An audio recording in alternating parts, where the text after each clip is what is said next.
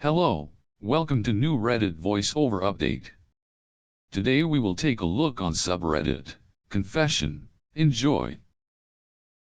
I'm putting my extremely profoundly disabled 7-year-old into a residential facility so I can forget he exists. I'm not sorry. I can't tell anyone this, even my therapist. Lambast me if you want, and maybe I even deserve it. I only ask what you would do if you were in my situation. Not what you think people should do. What you would really do. I'm a single mom of 2 boys. 12 and 7. My husband passed away 3 years ago in a work accident. A very large portion of me believe it was a suicide. I can't see him ever making the mistake he made that caused his death. And he had taken an action just before that which ensured his co-workers weren't in the room. I fully believe he killed himself because of our younger son, and no one will ever change my mind. We were told when I was pregnant that he would have Down syndrome. We could handle that, even if it was severe. It turned out he has a chromosome deletion. His disorder is kind of rare, so I won't post which specific one, but suffice to say he'll never be anything more than he is now or has ever been. And what he is nothing. He doesn't appear to have any awareness and never has. His eyes are locked in one position, he doesn't respond to noise, touch, or pain. He is total care. He is capable of nothing. He is tube-fed and on oxygen. He is in diapers and will be forever. He makes no sounds, no attempts to communicate. He never even really cried as a baby. He has never made an attempt to interact with anyone or his environment. I'm not upset because I got a special needs/imperfect child. I feel the way I feel because this thing takes up 200% of my time and does nothing. I didn't get an imperfect child. I didn't get a child. I don't love him. He doesn't have any personality, there is nothing to love. And yet I'm responsible for him. In addition to his extreme delays, he's also medically fragile.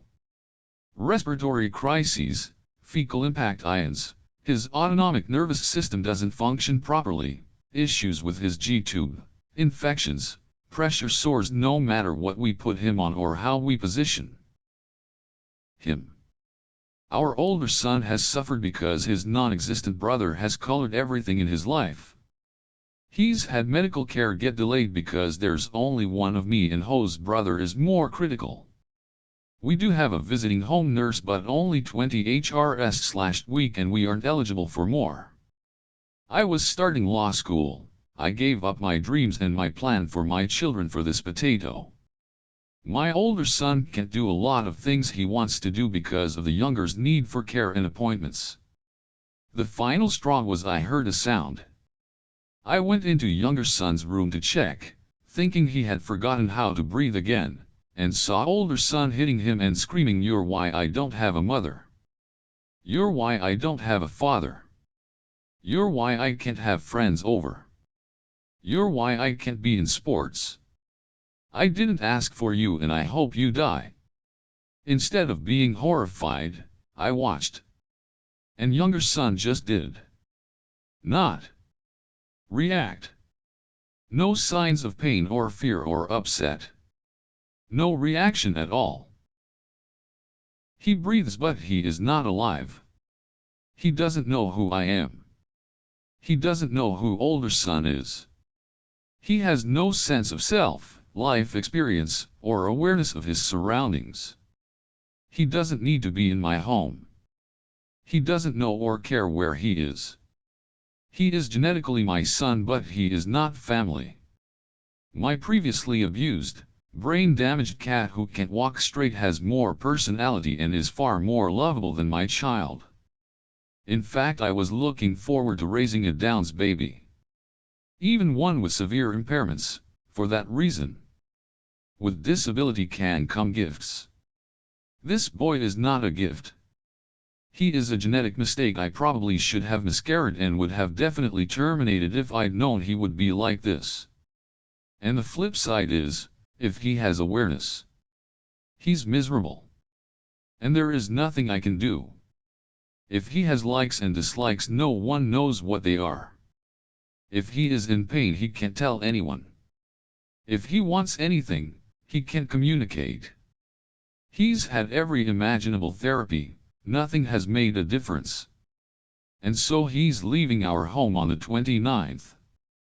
I feel excited and relieved and then guilty because I know we'll be happier with him gone.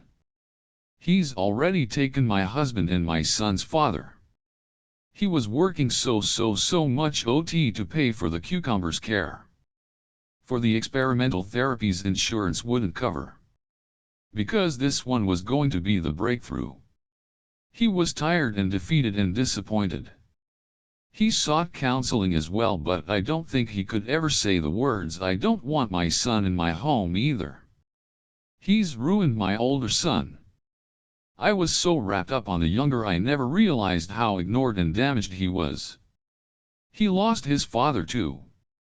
I didn't just lose my husband. He is my priority now, and this malignant lump can be someone else's problem. At least they'll be paid a wage to care for him. At least they'll get a break from him when they punch out. I just want to never think of him again, and I'm not sorry. And for that, I'm sorry. Thanks for reading. Edit, thanks/use/pickandX, for calling me a liar. Are you a medical doctor? If your Google foo was any good, you would have stumbled on 3P mosaic deletion duplication syndrome. That is the disorder my son has. I've basically identified myself by posting that, but hey, it's better than the PMS telling me to kill myself. If you look at the features of 3P deletion syndromes, they look like Downs. My insurance didn't cover AFP testing, which would have told us it wasn't Downs, and I didn't think we needed it. I had a regular ultrasound and a 3D. Both DRS were 99% sure it was Downs. This post was absolutely not fiction. Instead, the mods and especially /use/pickandX just decided it was. If anyone would like, I'll dox myself. You can see my ID to verify my name, my marriage license, and my husband's death certificate. I will then link you to the news article of the freak industrial accident that ended his life so you can see it's the same person. As for not choosing hospice for my son, I can't. About a year ago, I myself was hospitalized with severe depression and CPTSD, there is proof of that too. During that time, my late husband's mother petitioned to get control as my son's medical proxy and got it. I'm fighting it, but it's a long, complicated process. There are competency hearings. There are statements from doctors and evaluations. Unless she okays hospice, which she refuses, I cannot decide that. I have custody. I cannot make medical decisions. She agreed to residential care, which I feel is the second best option. So, he's going into residential care. As for mistaking a child choking with hitting, I was downstairs. I couldn't hear what my older son was saying. I only knew he was speaking. Go punch a blanket, or, a person with weak muscle tone.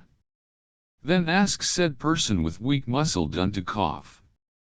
They don't cough normally/forcefully. It's more a strong puff. Similar to, again, a muted punch. When you're used to jumping at every strange sound, it's difficult to discern what's what sometimes. So, /use/pickandX. Anything else you'd like to know? Care to admit I just might be telling the truth? There were identified details I left out, but guess y'all need them.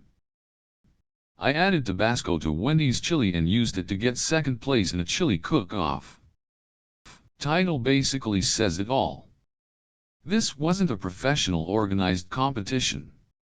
There was some BMX event with a couple hundred people and they always have a chili cook-off. I'm not much for cooking, so I thought it would be funny to throw a bunch of Wendy's chili in a crock pot and see if anyone noticed. They didn't. I've been a vegetarian for roughly 12 years, so this was a long time ago. Thank you for watching. If you like the video, please like and subscribe. If you want to see your favorite subreddit in next video, leave a comment.